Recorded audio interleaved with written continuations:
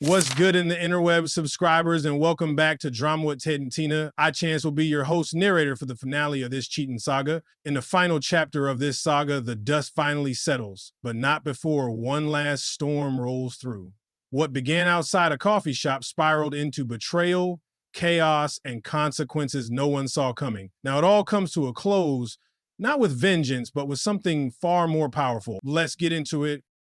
Thanksgiving was a beautiful disaster, complete with betrayal, mashed potatoes, and emotional sabotage. My parents, in their infinite wisdom, invited Megan and her whole dysfunctional family values package without even warning me. Apparently, they weren't thrilled that I exposed her circus act to our mutual friends and thought we could all play nice over stuffing and passive aggression. I walked in expecting turkey.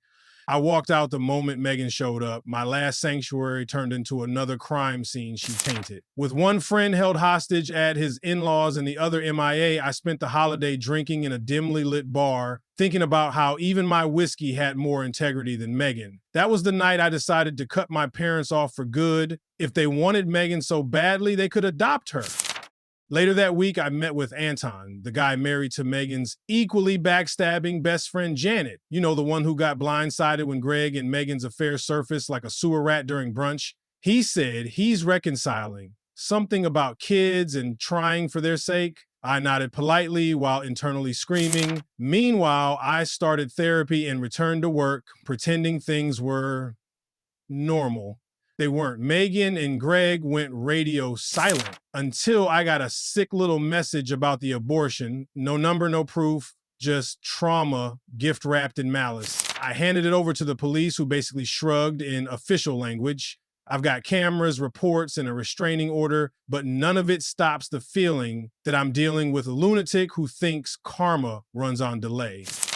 Katrina came back into town and brought her mom for moral support, which was more than I can say for most people. She and I stayed in touch, mostly checking in and swapping war stories like emotional veterans. We had dinner, wine, shared some tears, then things escalated. One kiss turned into two glasses, and two glasses turned into a night neither of us planned, but neither of us regretted. We're not trying to make it a thing yet. We're both still crawling through the rubble of our separate disasters, but for one night, we gave each other something our exes never could: actual human warmth. The kind that doesn't come with gaslighting or a GPS tracker. Now, for the cherry on top of this spiraling Sunday, less than a week ago, I got hit by a car. Not a metaphor, a real speeding chunk of metal. I woke up in the hospital, confused and broken, surrounded by my parents and, of course, Megan. Why? Because apparently she's still listed as my emergency contact. Fantastic. I told her to leave. She cried, said she still loved me, asked to take care of me. I asked her to take care of removing herself. My parents, for once, backed me up. Small victories.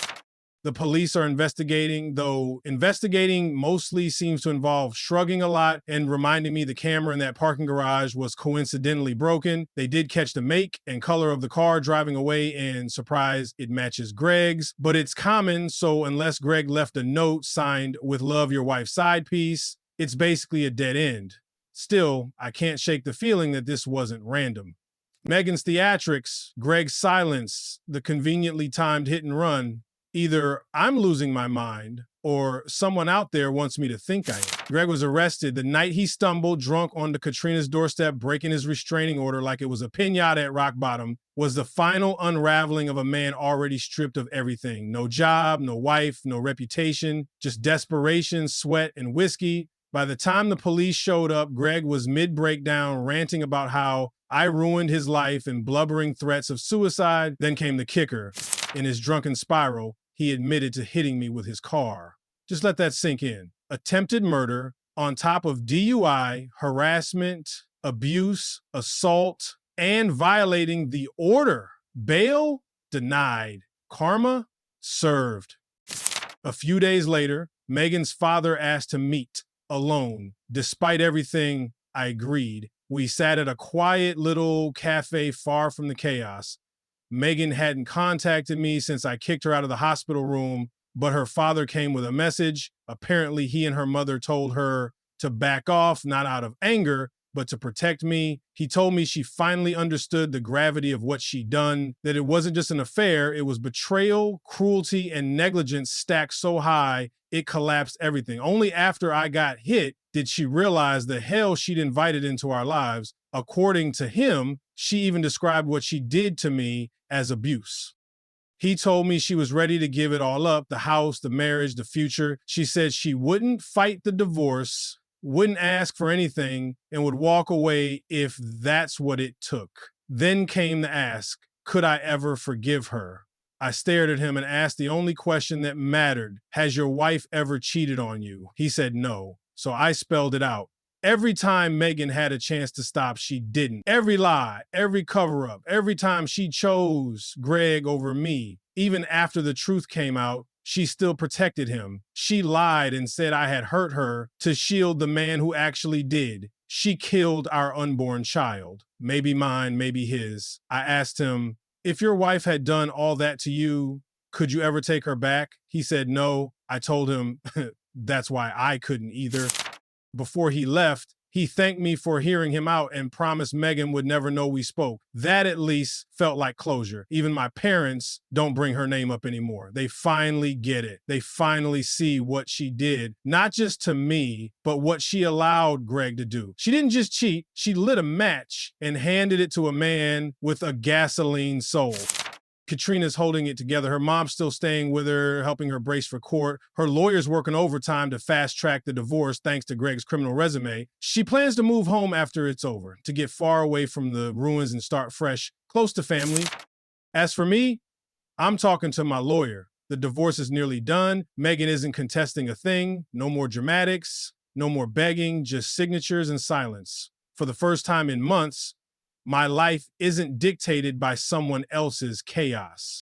5 years later, Megan stayed true to her word and vanished. Our divorce finalized a little over a year after everything went nuclear. Haven't heard a peep since. My parents mentioned running into hers at some stuffy event. Apparently, she moved back home, takes care of her sick dad, goes to therapy, and found religion in the church of regret. Tried dating. No one stuck around once she told them why her marriage ended. Eventually, she gave up and joined a support group for people who blew up their lives and realized too late they were the bomb. As for Greg, he's still in prison, convicted on a cocktail of charges: abuse, DUI, restraining order violations, and of course, attempted vehicular manslaughter. Some people find Jesus in prison. I hope he found soap in perspective. Our friend group shattered like cheap glass after the cheating saga exploded. Everyone scattered. I only talk to 2 of them now. My ride or dies. I did catch up with that one poor guy whose wife got exposed by Megan. Tried reconciling for the kids. She cheated again. This time he didn't hesitate. Now he's in the divorce/custody battleground, same as I once was.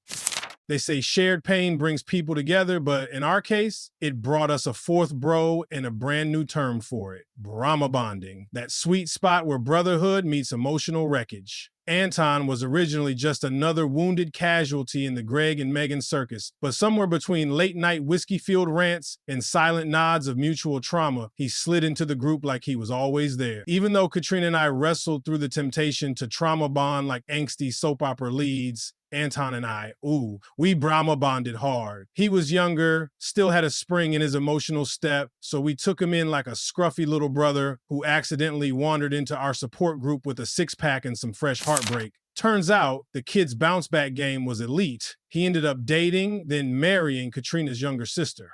Honestly, respect. He didn't waste no time. The boy meant business. Katrina and I had reconnected a bit during the wedding rehearsals for Anton and Katrina's younger sister, Katie. I was the best man, and Katrina was the maid of honor. So fate, or maybe karma, in formal wear made sure their paths crossed again. There was laughter, inside jokes, and just enough eye contact to stir up memories neither of them were ready to unpack. But the past still lingered like a shadow at the edge of every moment. Despite the smiles, both of them were carrying ghosts. His shaped like betrayal, hers shaped like guilt, and everything Greg had dragged her through. To make things more complicated, they lived in different provinces, entire time zones separated their attempts at closure. Still, there was something quietly powerful in seeing each other again, not in survival mode, not bleeding emotionally, but standing tall, dressed sharp, and holding it together. There was a shared glance during the rehearsal dinner, one of those rare mutual acknowledgments. We're not who we were, but maybe we're something better now. Neither of them acted on it, not yet, but something had clearly shifted. Meanwhile, I was wrecked, absolutely leveled. I drank too much, trusted no one, and carried the weight of every betrayal like armor that just made me sink. Therapy helped, so did AA, and the people who stuck with me when I was unbearable. Healing wasn't a breakthrough, it was a long, bitter crawl. But one random flyer in the mail changed something. I actually wanted to go to an event. That tiny urge, that's when I knew I was finally coming back. I moved across the province for a new job and a clean slate, needing to put distance, physical and emotional, between myself and everything Megan had detonated. Funny thing, the city I landed in just happened to be where Katrina had relocated after her own mess with Greg finally went up in flames. At first, we just met up to catch up, coffee, closure, a few laughs about how we both narrowly escaped starring in our own true crime documentary. But somewhere between shared battle scars and new beginnings, it clicked. This wasn't trauma bonding. It was two people who had done the work, who had gone through hell, unpacked their baggage, and found something real waiting on the other side. There were no trust issues, no secrets, no emotional landmines, just peace and love.